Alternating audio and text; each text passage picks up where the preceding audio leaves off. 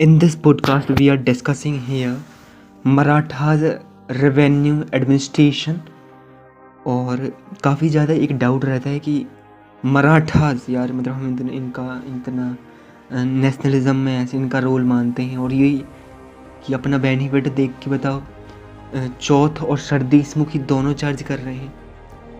तो इसके पीछे जो रीज़न है वो ज़रा समझते हैं कि वो चौथ क्या सोच के ले रहे हैं और सरदेशमुखी क्या सोच के ले रहे हैं। बट ये तो रेवेन्यू एडमिनिस्ट्रेशन का पार्ट हो जाएगा ना उनकी।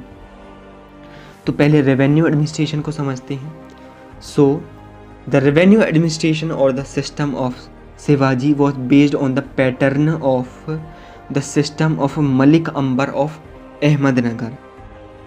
He restricted the power of the existing Deshmukhs and Kulkarnis.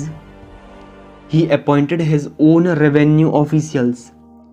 The new system was completed by Annaji Datto in 1679 CE। और जो भी ये जो सिस्टम था, ठीक है, पहले आप समझ लीजिए कि स्टार्टिंग में जो रेवेन्यू एडमिनिस्ट्रेशन सिस्टम था वो अहमदनगर की मलिक अंबर की उस पर बेस था, ठीक है।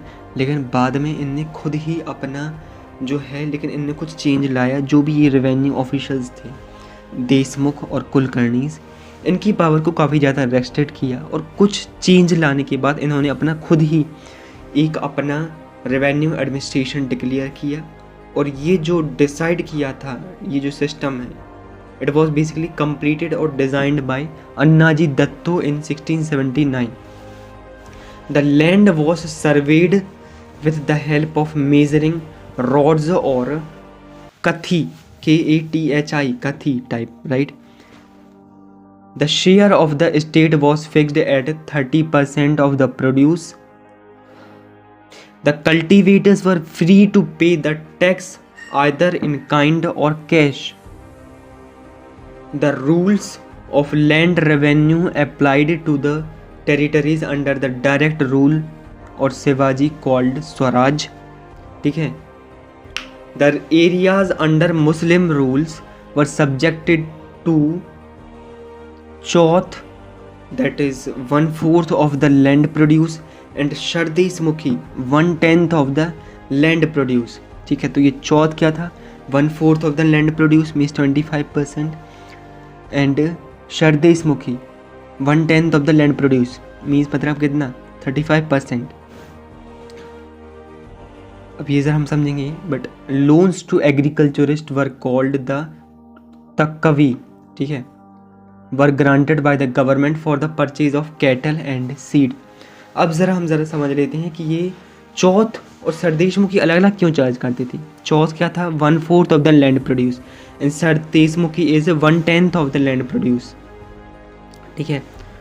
So sardeshmukhi was basically was an additional weight. पहले हम ज़रा चौथ को देख लेते हैं।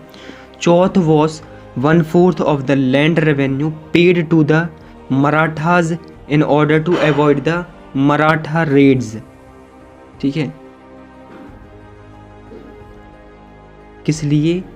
ये इसलिए चार्ज किया जाता था कि आपके राज्य में जो मराठा रेड्स हैं उसको अवॉइड करने के लिए चौथ को चार्ज किया जाता था। Secondly, sardeshmukhi was an additional levy of 10% on those lands which the Maratha claimed their hereditary rights.